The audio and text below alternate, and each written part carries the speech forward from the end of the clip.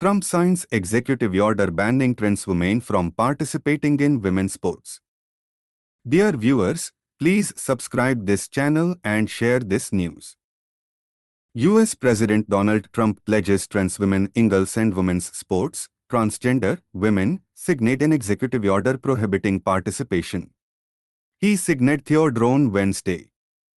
According to the order, educational institutions which are transgender men and women, players are girls and participation in various games in the women's section and women's locker room from funding institutions that provide access to the US federal the government will refrain.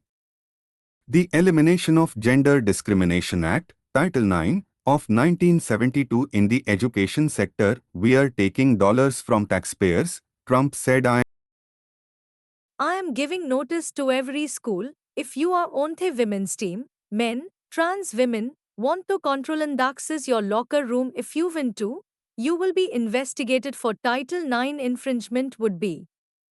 Getting Centra funding would be at risk. Trump also said, trans women are banned from participating in women's sports. He will pressure International Olympic Committee to move to Los Angeles, USA explicitly supporting gender-based participation ahead of the 2028 Summer Olympics go.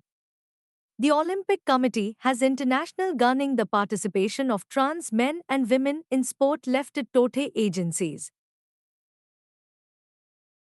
We want him to talk about this Olympics related tell ridiculous, the participation of trans women in the women's game will change everything. As Trump does. The participation of trans women in the sport has been one of the cultural wars in the United States in recent years has been the subject of important debate. However, the number of trans women participating in women's game is quite low. Quite low.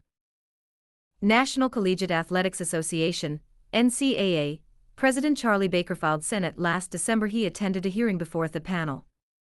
At the time, Charlie said there were 520,000 candidates competing from educational institutions across the U.S. She is said to be less than 10 trans women players out of 1,000 players you know.